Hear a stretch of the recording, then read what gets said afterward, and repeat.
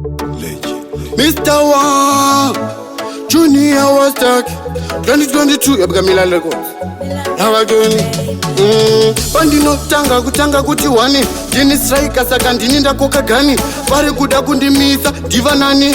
Vari busy kutaka zvimasita Havazive inini ndakahita Pandapinda pachunyo ndazvita Madinga matsaka mamwe ndo mabhita Vari busy kufamba vachiandareta Manje junior stakwa vamuketa-keta Vari busy neni vanoweta-weta Ndinoziya vese vachingova vata Imbwa saka ndoziya vachihukura Vanofunga kuti vanondipeta But kana greta saka ngoma ndodziketa Ngoma ndinoziya kana ndichinge ndakita Kuti ndizosiya zvangu zvichinge zvaita again Ngangoma ndinoita batakola Ndoimba na Milan animbopora Vamwe vanofunga nondimisa zvinyepera saka stakwa yava again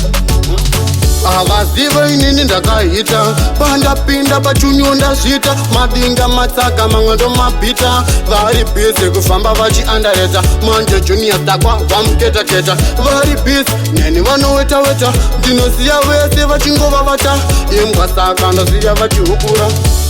Paninotanga kuti wani Ndini liti saka liti makuru wani Ndini 9 striker saka ndakoka gani Vari kuda kundimisa ndiva nani yava again 2022 yava again saka nangoti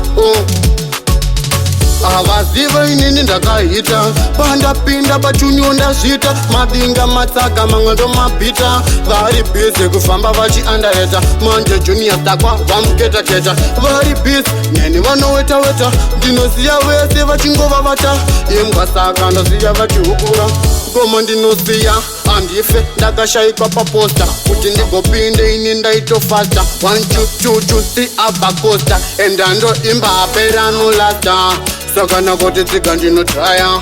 Madinga ndinoziya vachifaya Ende neni andife ndakangwaya Ndapinda pachibeti handisi kumbotraya Vari busy kutava zvimasita-zita Manje neni ndini ndakahita-hita Masaka madinga vanoketa-keta Saka malevo ndagara ndinopeta-peta Havamire vanova vata Imbwa saka vanenge chingogwauta Vemboda kundimisa vachingoshauta But inongoti ndiva udzi animbo